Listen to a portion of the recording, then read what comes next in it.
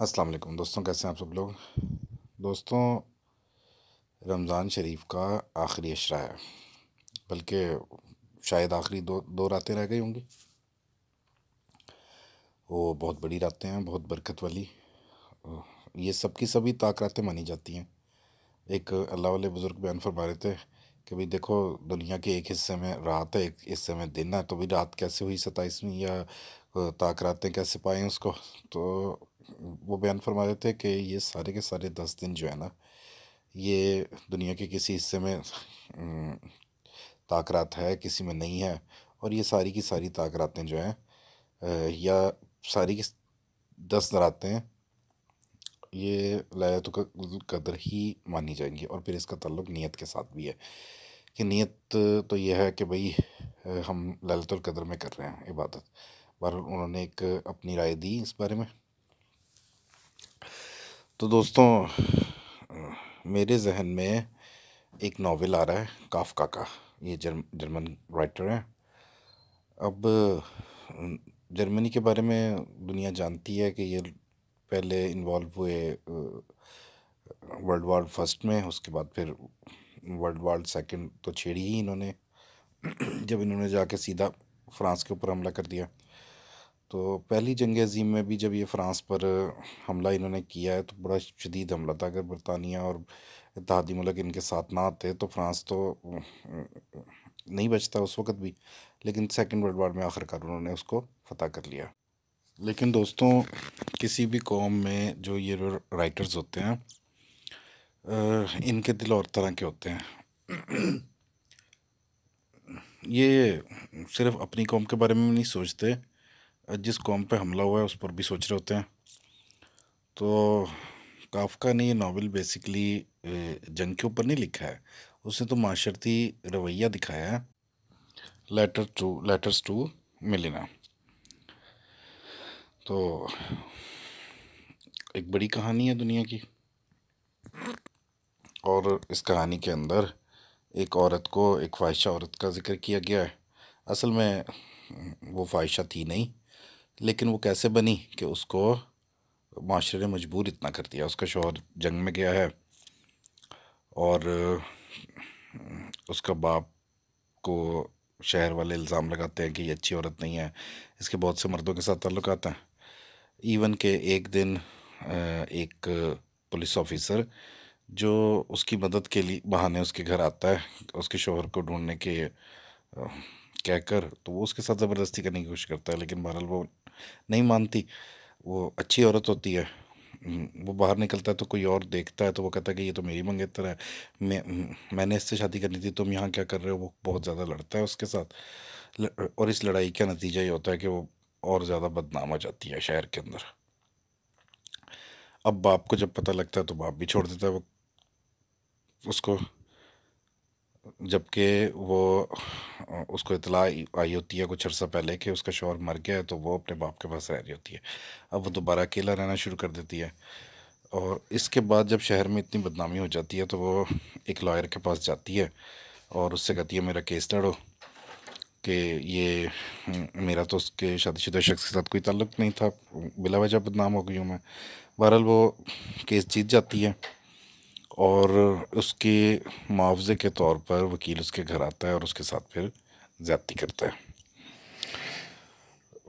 اب کچھ عرصہ بعد یہ ہوتا ہے کہ اکیلی رہ جاتی ہے وہ، اور اب کوئی اس کے پاس کام دھندہ نہیں ہوتا، اور بدنام وہ پورے شہر میں ہو چکی ہوتی ہے، اور پھر وہ یہ فیصلہ کرتی ہے کہ اگر میں بدنام ہو ہی چکی ہوں تو پھر میں بنی جاتی ہوں ایسی، اور پھر وہ ایک فاحشہ عورت بن جاتی ہے۔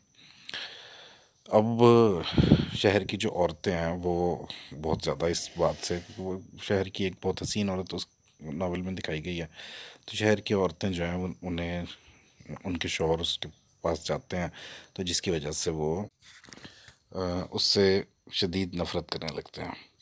وہ عورتیں شدید نفرت کرتی ہیں، کبھی کبھار وہ اس کو نظر آ جائیں تو اس کی پٹائی کرتی ہیں خوب۔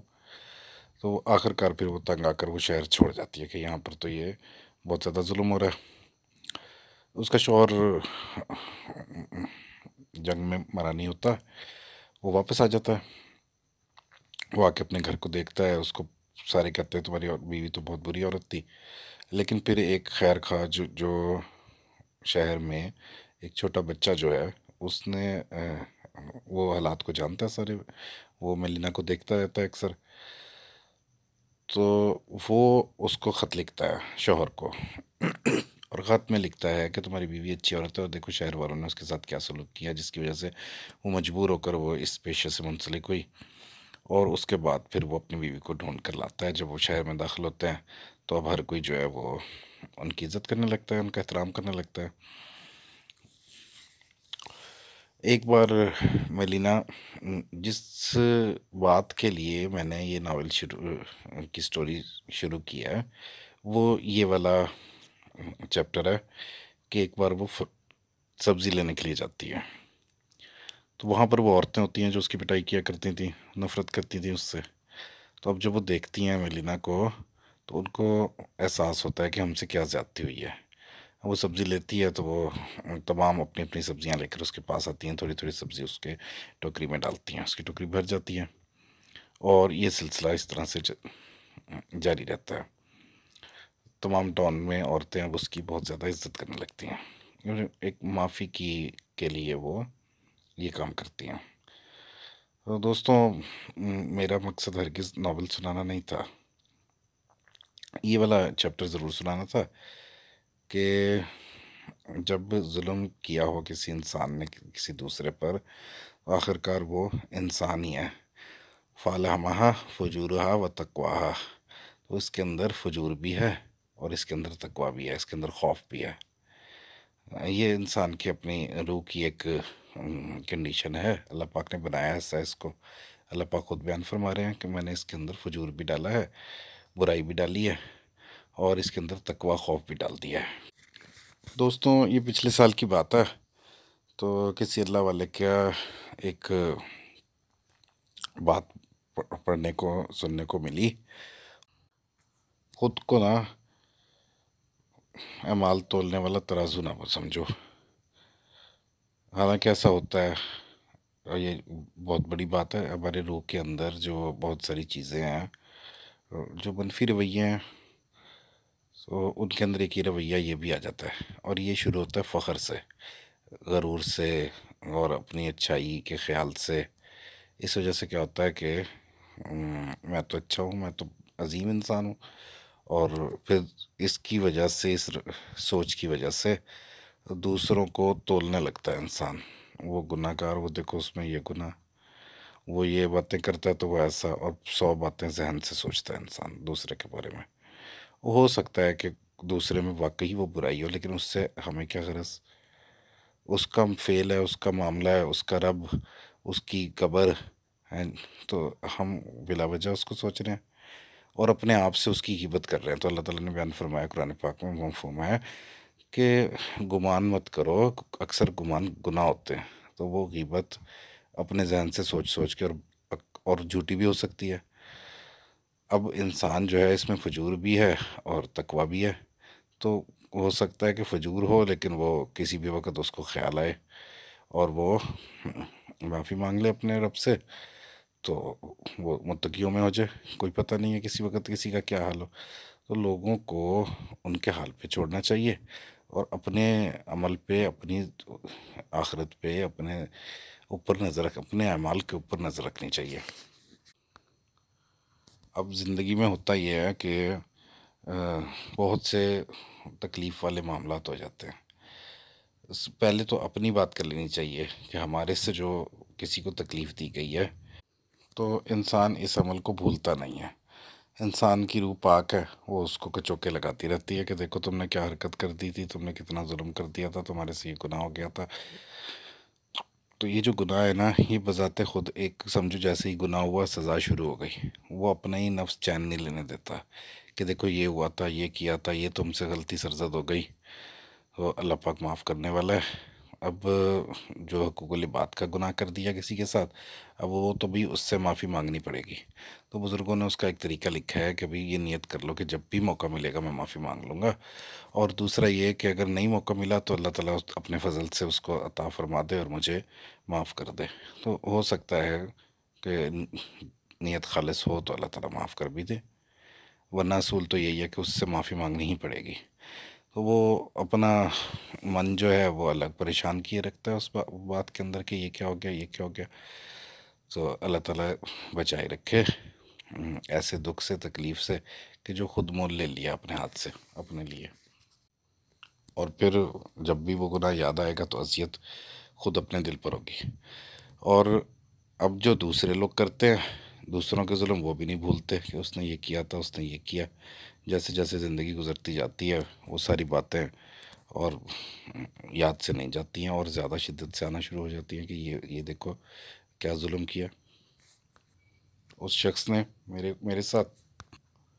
تو یہاں پر دوستوں دکھ تو ہوتا ہے، تکلیف تو ہوتی ہے. اب اس کا ایک تو طریقہ یہ ہے کہ اللہ کے اوپر چھوڑ دو.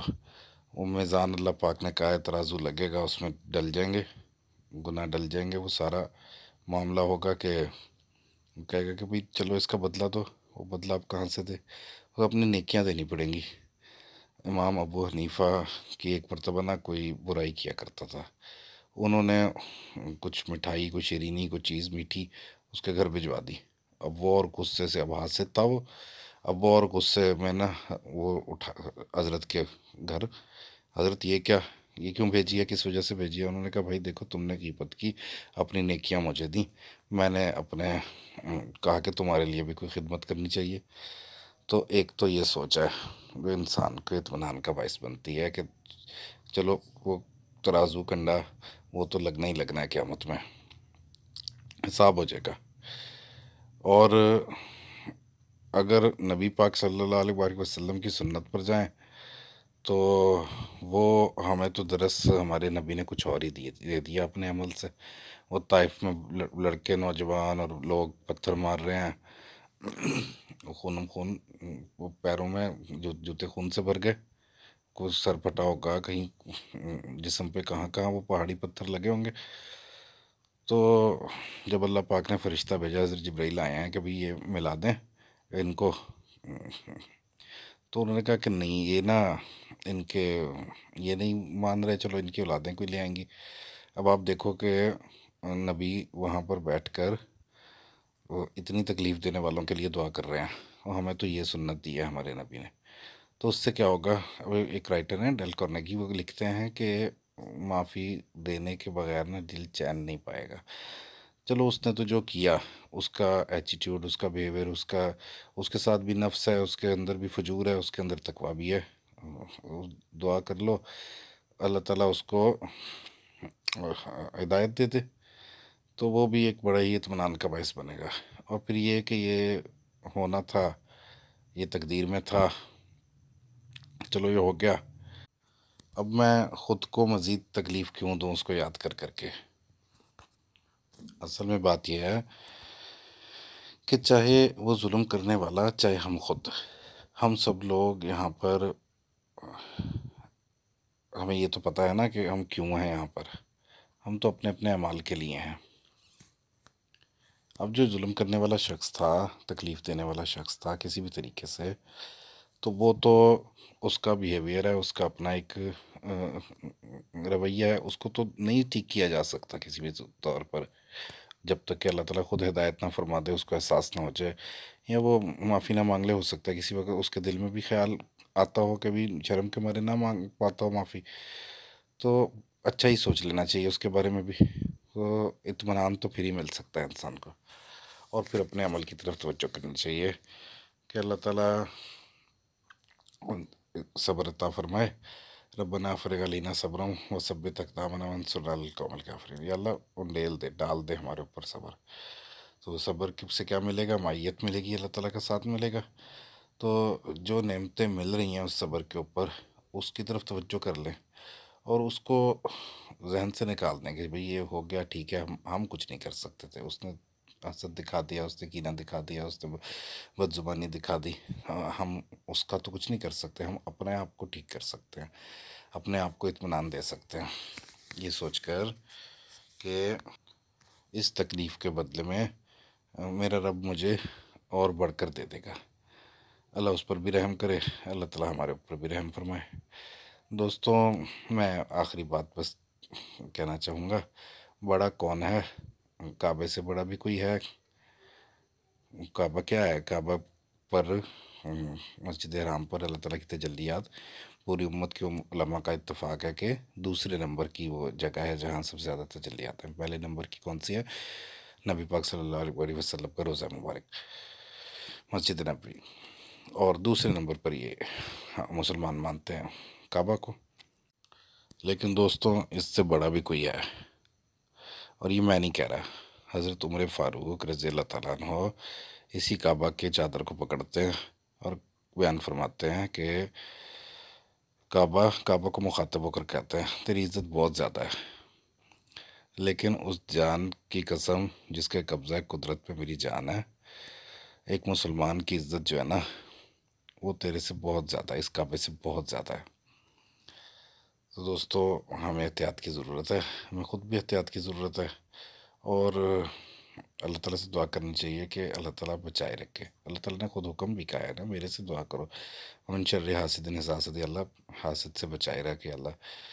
تو اللہ تعالیٰ سے دعا کرنی چاہیے، اللہ تعالیٰ برے شخص سے محفوظ فرمائے۔ اللہ کے نبی نے دعائیں کی ہیں اس بارے میں، تو اللہ تعالیٰ ہمیں عمل کی توفیق دے۔ بعض اوقات یہ ہوتا ہے کہ بہت قریبی لوگ ہوتے ہیں، بہت قریبی کوئی دوست ہے، جان دے رہے ہیں اس کے لیے، وہ ہمارے لیے جان، لیکن اس سے منہ سے کوئی ایسی تکلیف دہ بات ہو جاتی ہے جو پھر بڑے بڑے عرصے انسان کو یاد رہتی ہے۔ تو اب اس کا تو کچھ نہیں کر سکتے، اس شخص نے جو کر دیا وہ ماضی میں ہو گیا اس سے، وہ ایک انسان ہے، اس کے ساتھ فجور ہے، اس کے ساتھ سارے جذبے ہیں، وہ کمزور ہو گیا اگر باریک ہو گیا، تو اب اس نے اپنا بیہیویئر خراب کیا ہے، اس نے اپنا آپ خراب کیا ہے، تو یہ سوچنا چاہیے، اس کے لیے بھی دعا کرنی چاہیے میرے خیال میں۔ تو اپنے دل کو اطمینان جب ہی مل سکتا ہے کہ جب ہم اس بات کو دل سے نکال دیں گے۔ سب سے بہتر تو یہ ہے کہ کسی طرح معافی کر دیں کہ چلو بھائی اللہ کے سپرد کر دیں، اور ویسے ہی معاف کر دیں اور اپنے آپ کو بڑھا لیں۔ تو اللہ تعالیٰ عمل کی توفیق عطا فرمائے۔ وآخر دعوانا ان الحمد للہ رب العالمین۔